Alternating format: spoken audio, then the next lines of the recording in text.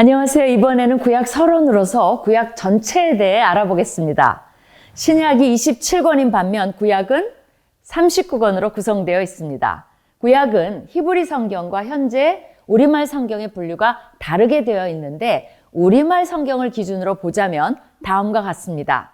오경이 제일 처음에 나옵니다. 창세기, 출애굽기, 레위기, 민수기, 신명기 이렇게 5권이기 때문에 오경이라 부르며 복음주의 신학자들은 모세가 오경을 썼다고 하여 모세오경이라고 부르기도 합니다. 히브리 성경에서는 오경을 토라라고 부릅니다. 창세기 1장에서 11장은 오경의 서론이면서 구약 전체의 서론 역할을 합니다. 창조주이신 하나님이 인간을 비롯한 모든 것을 창조합니다.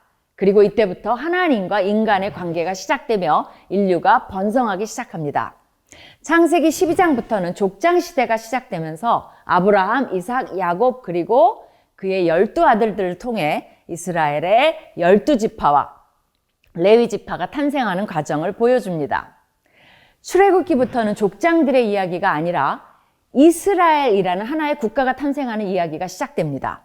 출애굽기부터 신명기는 여호와께서 그들을 이집트에서 구원해 내시고 광야로 인도하시며 가나안 땅 맞은편 모압 평지에 다다르기까지의 온갖 이야기를 담고 있습니다. 오경 다음으로는 역사서가 나옵니다. 여호수아부터 에스더까지 12권의 책이 이 역사서에 해당됩니다. 모세가 죽고 여호수아가 리더가 되어 땅을 정복하는 이야기가 여호수아입니다. 그리고 그 가나안 땅에 정착하여 이스라엘이 어떻게 가나안화, 세속화가 되어가는지를 보여주는 책이 사사기입니다. 백성들은 마지막 사사인 사무엘에게 왕을 달라고 요청하는데 사무엘서는 왕정시대를 여는 중요한 책입니다. 사무엘의 이야기와 그가 임명한 최초의 왕인 사울과 두 번째 왕인 다윗의 이야기를 담은 책이 사무엘 상하입니다. 열왕기 상하는 솔로몬 시대와 그 이후 왕국이 남북으로 갈라지면서 남유다의 왕들과 북이스라엘의 왕들의 이야기를 번갈아 가며 다룬 책입니다. 열왕기 상하 속에서 북이스라엘이 주전 722년에 아수르에 의해 먼저 망하고 130여 년이 지난 후에 남유다가 바벨론에 의해 주전 586년에 망하는 이야기가 나옵니다. 열왕기서는 남유다와 예루살렘이 회파되는 것을 마지막으로 이스라엘이라고 주권을 가진 국가는 구약의 역사 속에서 사라지고 이스라엘 백성들은 바벨론의 포로로 끌려가 포로 생활을 하게 되는 것으로 마칩니다. 역대상하는 유다 왕들의 이야기를 다루며 다윗 왕조와 성전이라는 주제를 독특하게 다룹니다. 에스라, 느헤미야, 에스더는 바벨론이 페르시아에 의해 망하고 페르시아 지배하에 살고 있었던 포로기 이후 이스라엘 백성들의 모습을 그리고 있습니다.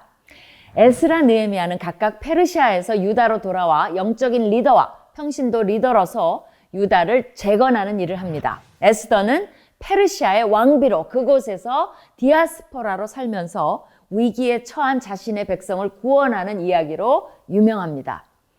이스라엘 백성들은 포로기 이후 다양한 모습으로 살아가며 자신들의 왕국이 회복되는 메시아 시대를 염원하는 모습을 보여줍니다. 그 다음에 5권의 독특한 문학 장르가 구약에서 소개되는데 바로 지혜문학서와 시가서입니다. 욥기, 잠언, 전도, 아가서는 지혜문학서로 분류되며 150편의 시편은 시가서로 분류됩니다. 당시 고대 근동에도 지혜문학서와 비슷한 문학 장르가 있었습니다. 구약의 다른 책들이 상대적으로 하나님의 시각으로 쓰여졌다면 지혜문학서와 시가서는 좀 더 인간의 시각으로 삶을 조명하고 어떻게 이 세상에서 지혜롭게 살아갈 수 있는지를 가르쳐줍니다. 특히 시가서는 시를 쓴 자의 감정적 호소와 절규, 분노의 표현, 감사, 찬양 등으로 풍부한 인간의 감정을 나타내어 문학적으로도 탁월한 작품입니다. 지혜문학서와 시가서 다음 후반부에 나오는 것이 선지서입니다. 선지서는 대선지서와 소선지서로 나누며 총 17권이 있습니다. 이사야, 에레미야, 에스겔, 다니엘 이렇게 4권이 여기에 속하며 시대순으로 배열되어 있습니다. 이들은 분량이 많기 때문에 대선지서로 분류되었습니다. 대선지서에 속하지는 않지만 예레미야 다음에 예레미야가 썼다고 알려진 애가가 더해집니다. 소선지서는 12권으로 12서, The 12라고 부르며 호세아부터 말라기까지를 말합니다. 12서는 선지자들마다 각각 활동했던 시기들을 자신들 시대의 왕들을 소개함으로 열왕기서와 아주 밀접한 관계를 보여줍니다. 열왕기서를 보면 대략 선지서들의 역사적 배경과 사건을 알 수 있습니다. 12서인 소선지서는 연대순으로 배열되어 있지 않습니다. 12서에서 학개스가랴 말라기는 포로기 이후 페르시아 시대의 선지자들입니다. 선지자들은 모두 하나님의 부르심을 받고 그 시대에 맞는 메시지를 전한 자들입니다.